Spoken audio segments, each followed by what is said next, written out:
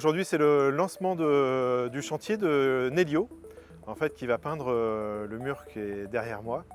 Et là, on est dans le quartier de Vulpin-Mascotte, pas très loin du lycée de la Versoix, pour peindre cette façade.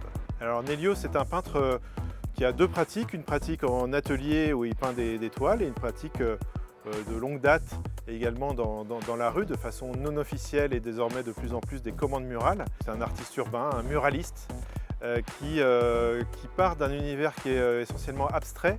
C'est un très bon coloriste qui a un soin vraiment très précis des teintes qu'il utilise qui sont assez pastels, assez délicates. Et pour ce projet, donc, Nélio va intervenir sur un sujet paysager.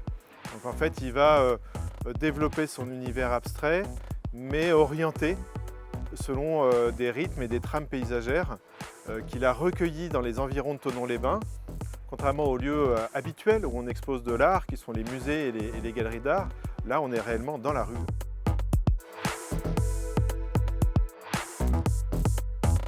C'est un projet ambitieux.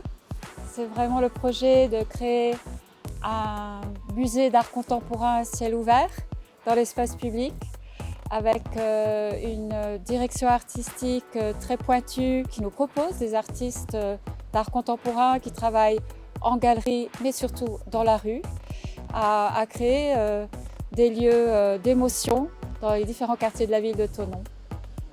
Je tenais énormément que Nadège Deverne fasse une fresque à Thonon depuis tout le début de notre programme. Le fait qu'il y ait le prétexte de Thonon Empire, elle va investir cette partie du mur de la mairie et elle va vous proposer une fresque, je crois qu'elle sera magnifique. Tout part en fait de la photo, de cette première photo que l'on a, le fait d'avoir cette espèce d'arcade aveugle, avec déjà pratiquement un cadre un peu comme un tableau. On voit tout de suite déjà un petit peu une ambiance antique, romantique et qui me va très bien. Moi je m'inspire de l'art classique, je vais puiser un peu comme ça dans ce vivier de l'art classique que je vais refaire avec une touche néo-impressionniste et dans un contexte urbain. Donc moi ce que j'aime c'est ça, c'est brasser un peu les époques, brasser un peu les techniques, mélanger un petit peu tout ça. Voilà. Donc de loin on voit une image presque normale et plus on se rapproche, en fait, plus on va voir des touches de couleurs, on ne peut pas soupçonner vraiment de loin, quoi.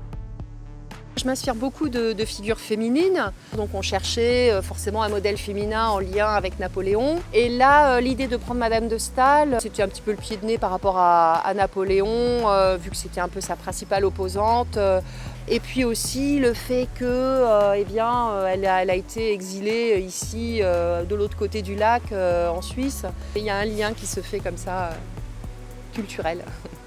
Germaine de Staël, oui, incarne cette liberté de penser, cette volonté d'exprimer ses idées contre un pouvoir qui prend vraiment une tendance autocratique forte, alors qu'il a été mis en place grâce à la Révolution et grâce aux idées de liberté. Et Germaine de Staël, adulte, va se mêler de politique, ce qui déjà pour une femme est assez peu commun. Alors évidemment, elle ne peut pas avoir de charge politique en tant que telle, ce n'est pas pensable à cette époque pour une femme, mais elle va écrire et diffuser ses idées. Et au moment où Napoléon devient empereur, il n'aime pas trop les critiques qu'il peut lire dans les écrits de Madame de Staël et à plusieurs reprises, il l'exile de Paris.